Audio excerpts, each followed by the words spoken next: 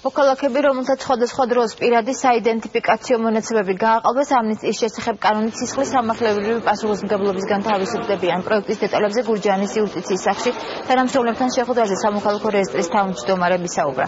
ამნისტია 2011 წლიდან ამოქმედა. შეღავათები მხოლოდ მათზე ვრცელდება, ვინც კანონდარღვევა 2007 წლის 1 იანვრამდე ჩაიდინა.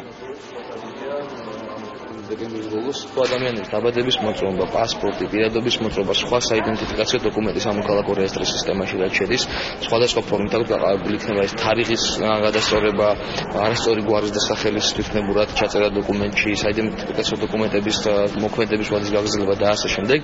შეუძლიათ მომართონ იუსტიციის სახლს და განაცხადონ აღნიშნული ფაქტის შესახებ და მათ სისხლის სამართლებრივი პასუხისმგებლობა არ დაეკისრებათ. 2011 წლის ივნისიდან დღემდე გურჯაანის სამსახურს მომართა დაახლოებით 500-მდე მოქალაქემ პირადობის დამადასტურებელ დოკუმენტებში ყალბი მონაცემების შესწორების მოთხოვნით. მოქალაქეები ინფორმირებულები იყვნენ. მათ შეეძლოთ, რომ 2007 წლის 1 იანვრამდე გაყალბებული დოკუმენტები შეესწორებინათ და ეტარებინათ კანონიერი მონაცემები დღემდე და სამსახურში არა მხოლოდ ადგილობრივმა მაცხოვრებლებმა მოგმართეს საზღვარგარეთ მცხოვრებმა საქართველოს მოქალაქეებმა.